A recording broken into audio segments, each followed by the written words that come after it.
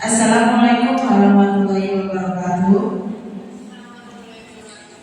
Puji dan syukur kita panjatkan atas kehadirat Allah Subhanahu wa Ta'ala. Berkah dan karunia-Nya kita dapat berkumpul bersama pada pembacaan Fatwa Indonesia dalam keadaan sehat walafiat. Pertama-tama saya ucapkan terima kasih kepada dosen pengampu kita yang terhormat Bapak Dr. Andes Eko Suwoso SPD MPD yang telah memberikan kesempatan kepada kelompok 13 untuk menyampaikan materi hasil kerjasamanya mengenai jauh dari nominal pronominan. Sebelumnya, perkenalkan saya Yohanistia Eka Destiny Rahayu sebagai moderator kelompok 13. Baik, untuk waktu mari kita bahas materi kita hari ini yang akan disampaikan oleh Naswa Putri Deswita Sari.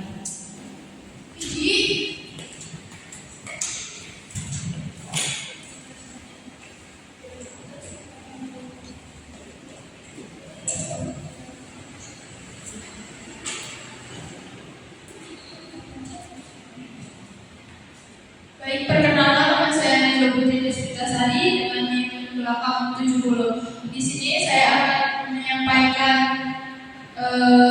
materi dengan judul nomina penyapa dan pengacu sebagai pengganti pronomina personal. Sebelumnya saya harus menjelaskan tentang apa itu yang dimaksud pronomina. Nah, pronomina merupakan kata ganti yang jenis katanya menggantikan nominal atau frasa nominal. Contohnya adalah saya, kapannya, ini. Nah, pronomina sendiri memiliki fungsi yaitu supaya tidak ada pengulangan kata atau menghindari pengulangan kata.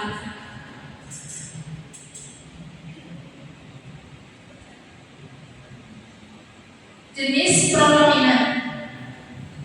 Pronomina ketiga, tunggal, ditemukan adalah ia, dia, beliau, dan-nya. Yang kedua, pronomina ketiga jamak ditemukan adalah mereka. Pronomina personal yang kategori pertama contohnya aku, saya, dan kamu. Yang jamak itulah kami dan kita. Pronomina personal sebagai kata ganti orang tua. Yang tunggal adalah kamu, anda, kau, sedangkan yang jamak adalah kalian. Untuk kata ganti orang ketiga, tunggalnya dia, beliau, dia. Yang jamak itu mereka. Lalu pada contoh tadi, bentuk-bentuk yang berlambang bintang tidak diterima dalam bahasa baku karena ada kebutuhan untuk memakai pronomina yang tidak mengacu pada manusia, terutama dalam tulisan ilmiah. Orang juga mulai memakai dia, bukan dia, untuk mengacu pada sesuatu yang tunggal yang telah dinyatakan sebelumnya. Next. Jadi contohnya dalam artikel tersebut, numeralia ini diletakkan di muka nomina dan sebagai numeralia tingkat. Ia diletakkan di belakang nomina. Pronomina personal ketiga tunggal. Beliau digunakan untuk menyatakan rasa hormat. Jadi, menteri baru saja menanggung dan mengatakan bahwa beliau tidak dapat hadir.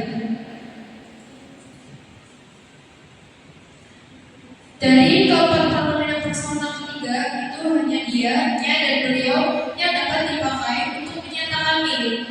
Perhatikan keberterimaan kalimat di bawah ini. Yang pertama, rumahnya di daerah Kebayoran Baru. Yang kedua, saya tidak tahu alamat dia. Yang ketiga, putra beliau belajar di Universitas Airlangga. Sedangkan yang keempat, istri ia baru diwisuda minggu lalu. Nah, pronomina personal ketiga dalam bentuknya juga dipakai untuk mengubah kategori suatu verba menjadi nomina.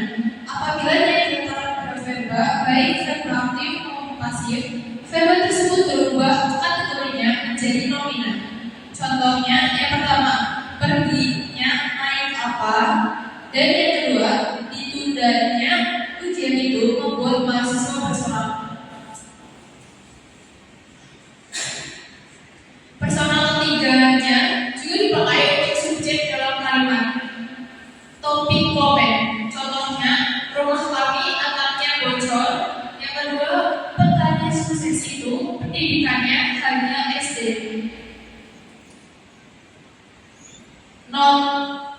bawahnya, rumah kami, petani sukses itu, dan para petani adalah topik pada kalimat-kalimat di atas. Atap, pendidikan, dan sawah itu merupakan bagian dari subjek. Dalam kalimat yang berstruktur topik komen seperti tadi, subjeknya harus ditandai dengan pronominalnya, atapnya, pendidikannya, sawahnya. Lalu perlu diperhatikan bahwa yang tersebut dipakai untuk topik yang tunggal dan tidak bernyawa seperti rumah, tunggal bernyawa seperti petani, atau jamak bernyawa seperti para petani. Contohnya yang pertama, kemarin Pak Ali membeli mobil. Bannya baru, ban itu sebagai benda tak bernyawa. Jika diperhatikan dengan baik, kata mobil misalnya punya peringatan makna, antara lain ada ban, mesin, rem, dan jok. Benda-benda itu merupakan bagian wajib yang tak terpisahkan dari suatu mobil. Oleh karena itu, yang harus dipakai yaitu bannya baru sebagai kata benda tak bernyawa. Next, pronominal personal ketiga jamak adalah mereka. Di samping arti jamak, mereka berbeda dengan pronominal personal tunggal dalam acuannya. Pada umumnya, mereka hanya dipakai untuk insan. Benda atau konsep yang jamak dinyatakan dengan cara yang lain, misalnya dengan mengubah bentuk sintaktisnya. Contohnya yaitu teman-teman akan datang, mereka akan membawa makanan sendiri. Akan tetapi pada cerita fiksi atau narasi lain yang menggunakan gaya fiksi, kata mereka kadang-kadang juga dipakai untuk mengacu pada binatang atau benda yang dianggap bernyawa, seperti terlihat pada contoh berikut: pohon mangga dan pohon rambutan. Ketakutan mendengar bahwa Pak Tani akan menebangnya, mereka berjanji akan segera berbuah. Nah, pohon mangga dan pohon rambutan itu kalimatnya bersifat fiksi. Mereka tidak mempunyai variasi bentuk sehingga dalam posisi manapun hanya bentuk itulah yang dipakai. Usul mereka, rumah mereka, pada mereka. Next, nominal penyapa dan pengacu sebagai pengganti pronominal personal. Karena keanekaragaman dalam bahasa ataupun budaya daerah, pemakai bahasa Indonesia memiliki pula bentuk-bentuk lain yang dipakai sebagai penyapa untuk persona kedua dan pengacu untuk persona pertama dan ketiga. Pada dasarnya ada 4 faktor yang mempengaruhi hal itu. Yang pertama adalah tentang geografis, yang kedua ada bahasa daerah, yang ketiga ada lingkungan sosial, dan yang keempat ada budaya bangsa. Next, nominal penyapa dan pengacu.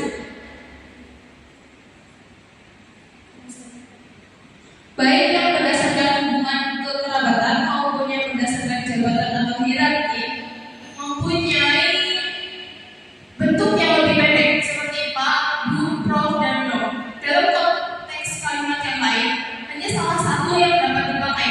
Apabila nama diri mengikuti nominal itu, kedua bentuk itu dapat dipakai. Contohnya, baiklah, usul saudara akan kami pertimbangkan.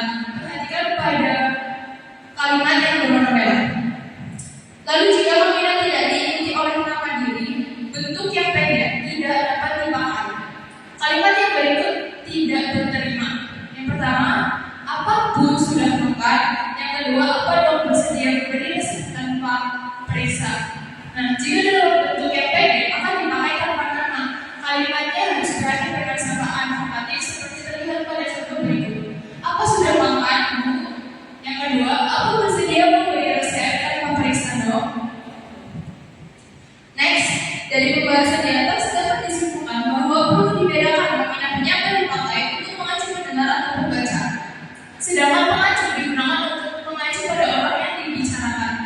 Namun, keduanya bukan pronominal dan bukan pengganti pronominal. Pronominal petunjuk, pronominal dalam bahasa Indonesia ada 3, yakni yang pertama pronominal petunjuk umum dalam bahasa Indonesia, yang kedua yang ini dan itu. Kata ini digunakan untuk bagian pronominal. Next, pronominal petunjuk tempat pronominal. Petunjuk tempat dalam bahasa Indonesia adalah sini, situ, dan sana. Atas sini digunakan untuk mengacu pada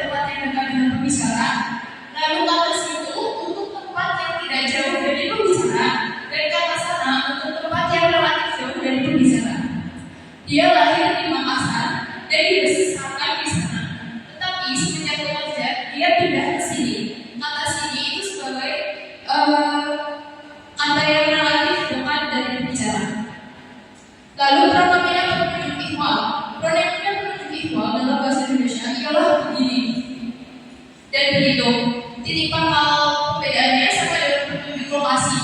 Begini untuk yang dekat dan begitu untuk yang jauh. Jadi contohnya dia mengatakan begitu. Yang kedua, jangan berbuat begitu lagi. Itu merupakan pronominnya penunjuk ihwal dengan jarak jauh. Sekian presentasi dari saya. Dengan yang ditanyakan, silakan angkat tangan. Terima kasih.